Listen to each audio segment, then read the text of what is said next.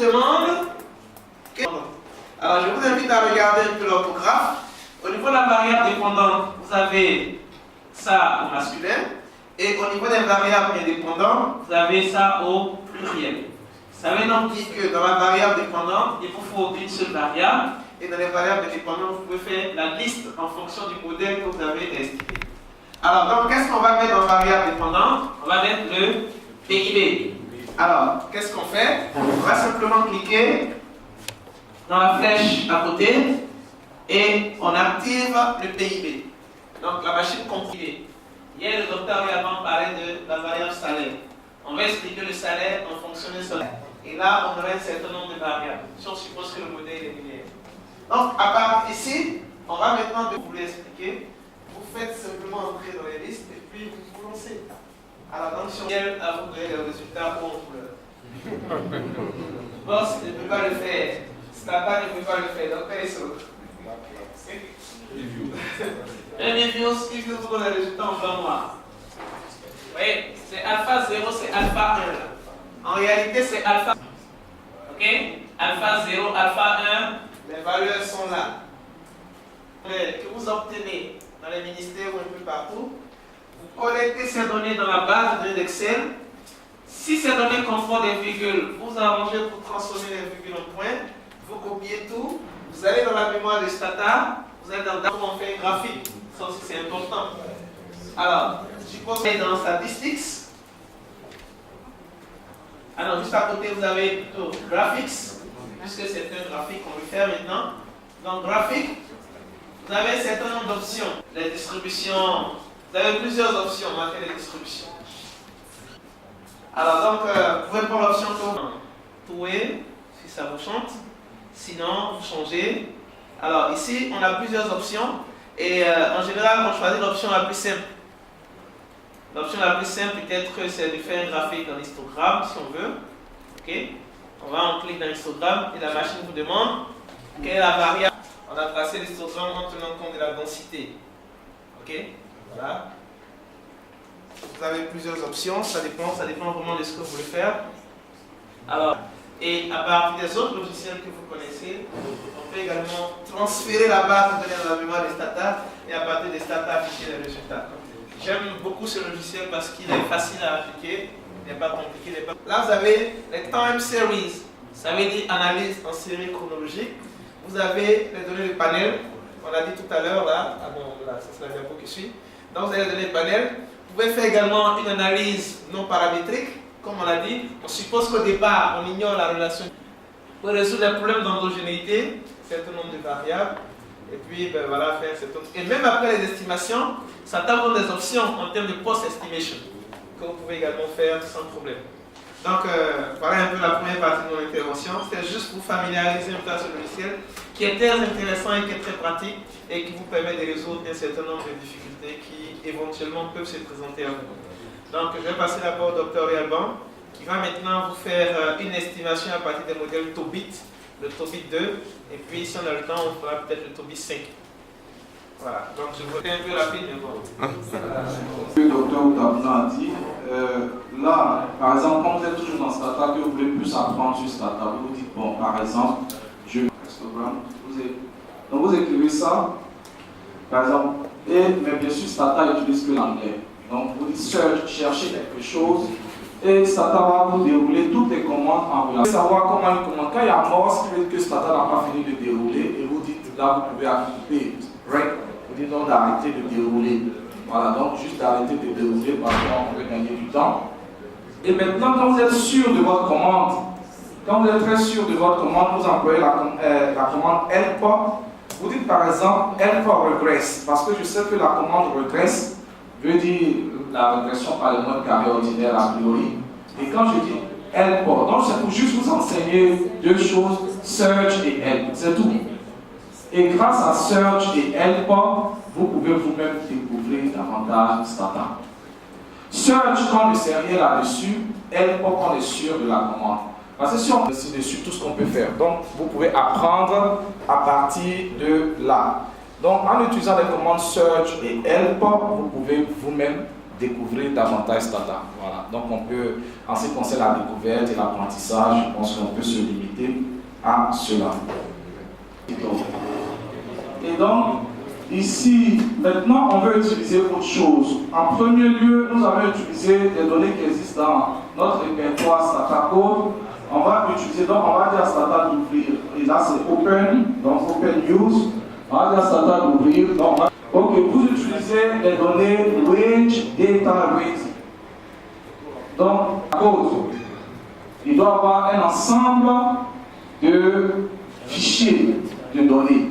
Les fichiers qui finissent par DTA sont des données. Fichiers qui finissent par DTA dans notre répertoire Stata Code. Ça peut aller? Il y a des fichiers qui finissent par l'extension DTA. Wage Data Ready. C'est qu'il faut aller chercher, par exemple, vous regardez là, si c'est sur votre répertoire, vous allez sur votre bureau, vous allez sur le bureau, vous sélectionnez Stata Code et il faut que vous soyez dans ça. Je crois dans. Ok, ça doit être dans l'atelier avec ensemble. Oui. Ils ont ça sur le bureau. Voilà, donc si vous l'avez sur voilà, donc dans l'atelier Capet ensemble, vous allez dans MIMA. Ça va pour tout le monde, vous l'avez retrouvé? Si vous n'avez pas, c'est que vous n'êtes pas dans Stata Code. On a dit dans notre diapo 80, première étape, obtenir delta de l'épreuve estimée la probabilité d'être traité. Estimer delta dans notre épreuve. Et les variables explicatives, donc les variables de contrôle, sont les variables éducation, âge au carré et le revenu. Voici les variables.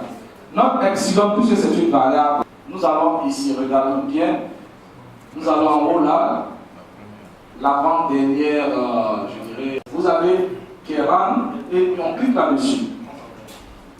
Vous avez le maximum de vraisemblance. Mais on dit probit. Stata dit, la commande de Stata pour faire les probits, c'est probit. On clique sur Run. C'est bon, on a cliqué. Et on va maintenant retourner à Stata pour voir le résultat que ça donne. Stata, on regarde dans Stata. Nous leur file open. Ok, d'accord, on revient. C'est Wage Data Ready, bien sûr qu'on a. Wage Data Ready, donc il ne devrait pas avoir de problème. On va saisir directement.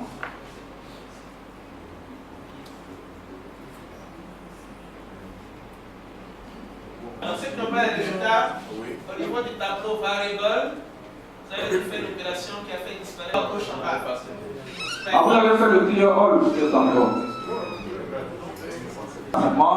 Bon, faisons clear all pour être au même niveau que tout le monde. On n'a plus de variables. On fait open dans Stata, on est toujours dans Stata. Open. On sélectionne Wage Data Ready.dta deux fois. On double-clique là-dessus. Wage Data Ready.dta. On clique deux fois là-dessus. Et dans la partie variable, il doit y avoir des variables qui apparaissent comme ça, ici. Tout le monde a ça au moins? Oui. Voilà.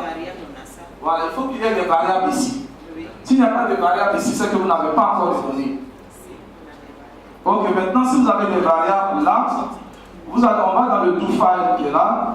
Donc on a new do file editor, analysis 1, 2.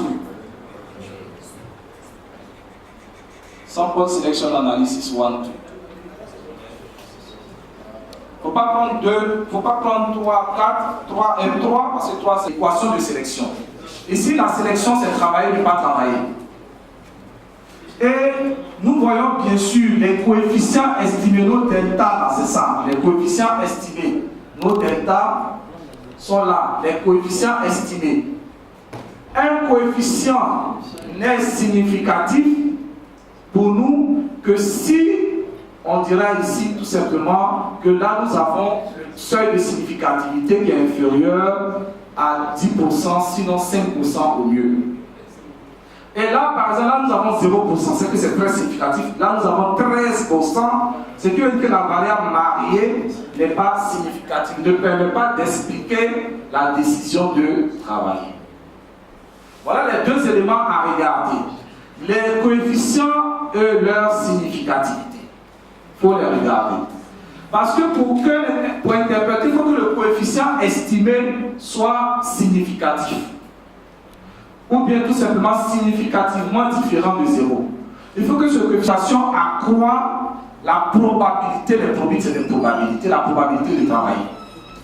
L'âge accroît la probabilité de travailler, mais de façon décroissante. Parce que l'âge regardé est négatif et significatif. Être une femme réduit, puisque le coefficient est négatif, donc réduit la probabilité de travailler. Être une femme comparativement à l'homme, bien sûr. Par exemple, donc on pourrait dire réduire la probabilité d'être sélectionné. Si notre sélection c'est travailler. Être de l'Ouest augmente la probabilité de travailler par rapport à ceux qui viennent de l'Est. Avoir des enfants à bas âge réduit la probabilité de travailler. Et le student, bon ici c'est pas le student, mais c'est ce Z, puisque c'est une probabilité, ce Z permet de savoir si la valeur du Z permet de savoir si le coefficient est significatif. Donc la probabilité pour que notre Z calculé soit supérieure à un Z lu dans la table de la loi normale centrée réduite. C'est un Z calculé, la manière de calculer Z par exemple, bien sûr ça on peut aussi expliquer la manière de calculer Z. Mais le Z c'est par rapport, on tient compte du terme d'erreur du coefficient et de sa valeur estimée. En termes d'évaluation, d'impact, de trouver le développement des projets sociaux. Donc si je veux encore une fois vous dire merci beaucoup. Et à la clôture du séminaire.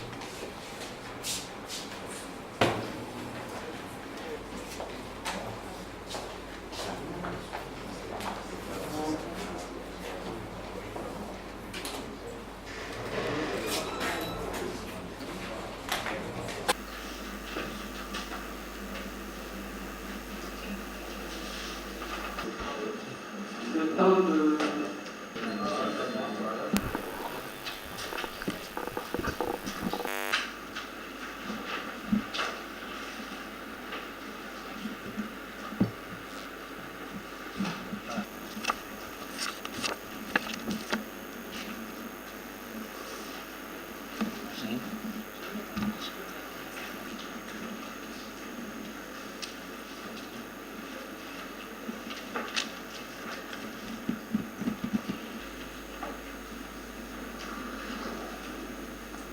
des échanges dans le cours. La CAPEC qui se veut désormais votre partenaire en matière de renforcement des capacités honore de votre brillante participation à ce séminaire et vous assure de sa disponibilité à suivre le feuille dans ce sens. N'oubliez surtout pas de nous visiter à notre siège, si au sein du CIRES, près du lycée classique d'Abidjan et non loin de l'hôtel communal de Cocody. Et également de visiter notre site, le 3 fois www.capec-ci.org où vous trouverez des informations relatives à toutes nos activités et surtout des fichiers électroniques relatifs aux différents séminaires.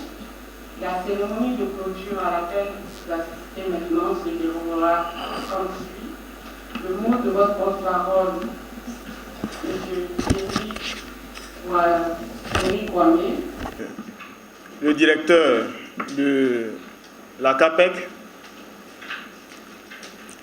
messieurs les chercheurs de la CAPEC, distingués représentants des ministères et structures participant à la présente session de formation, mesdames et messieurs en vos rangs, grades et qualités. Prendre la parole devant un parterre de personnalités et surtout après une communicatrice aussi éloquente est toujours un exercice redoutable, mais je vais essayer de faire du mieux que je peux. Avant tout propos, je voudrais présenter les excuses du conseiller spécial Koné Mamadou, qui a dû rentrer précipitamment à Abidjan dans la nuit d'hier pour des raisons indépendantes de sa volonté. Vous avez pu vous-même constater l'engouement qu'il avait hier, l'intérêt qu'il a manifesté à cette formation. Je voudrais donc, au nom de son Excellence Monsieur le Premier ministre Soro Guillaume et en mon nom personnel, dire merci aux distingués participants qui m'ont fait l'honneur de me désigner comme leur porte-parole. À ce titre, qu'il me soit permis, au terme de cet atelier, de m'acquitter d'un agréable devoir, celui de remercier, au nom de tous les participants, la cellule d'analyse de politique économique du CIRES pour l'organisation parfaite de l'atelier sur les méthodes d'évaluation des programmes de développement. Je puis affirmer qu'aucun détail n'a été oublié par les organisateurs qui ont fait montre d'un professionnalisme remarquable. Aidez-moi à les féliciter par vos applaudissements. À la tête, à qui il sied de rendre un hommage appuyé. Professeur émérite, chercheur infatigable, auteur de nombreux articles de qualité parus dans des revues scientifiques américaines, européennes et africaines de renom, autorité académique reconnue par ses pairs d'ici et d'ailleurs, qui continue de former l'élite économique de ce pays et de hauts cadres étrangers. En témoigne la qualité de ces anciens étudiants, que dis-je, de ces extrants, dans un échantillon dont un échantillon s'illustre de fort belle manière comme chercheur à la CAPEC. Je vous prie d'ovationner le professeur Ake Ngo. Mesdames et messieurs, au moment où je m'adresse à vous, une mission conjointe du Fonds monétaire international, de la Banque mondiale et de la Banque africaine de développement est en Côte d'Ivoire pour la première revue du programme économique et financier du pays depuis l'obtention du point de décision de l'initiative pour les pays pauvres très endettés en mars 2009 et devrait en principe mobiliser certains d'entre nous ici présents. L'on pourrait citer d'autres contraintes. Tenant compte de cet état de fait, je tiens à saluer l'intérêt soutenu des participants qui, en dépit de ces contraintes, ont pu se rendre disponibles tout au long de cette session sans discontinuer. La qualité des échanges autour des communications est aussi l'indicateur que les structures n'ont pas choisi leurs représentants de façon aléatoire, mais en connaissance de cause. Je voudrais que vous vous applaudissiez. Mesdames et messieurs, gouverner aujourd'hui ne peut plus se faire par intuition. C'est être capable. Gouverner, c'est être capable de prendre de bonnes décisions. Et celles-ci se prennent avec l'appui de bons outils d'aide à la décision, notamment dans le cadre des programmes de développement. Le thème des méthodes d'évaluation des programmes de développement pour la Côte d'Ivoire est plus que jamais pertinent, et ce, à plus d'un titre. Son document de stratégie pour la réduction de la pauvreté qu'il va falloir mettre en œuvre avec efficience. Le point de décision de l'initiative PPTE ayant été atteint, le pays est tenu de poursuivre la mise en œuvre de son programme économique et financier avec encore plus de rigueur pour espérer atteindre le point d'achèvement dans le meilleur délai. En outre, le pays sort de crise et va devoir se reconstruire à travers des programmes crédibles qui devront produire des impacts significatifs sur le niveau de vie des populations. Et j'en passe. Il est évident que dans un tel contexte, l'évaluation des programmes de développement a toute sa place. C'est en cela que je relève la pertinence des sujets qui ont été développés ici depuis hier par les brillants animateurs de la CAPEC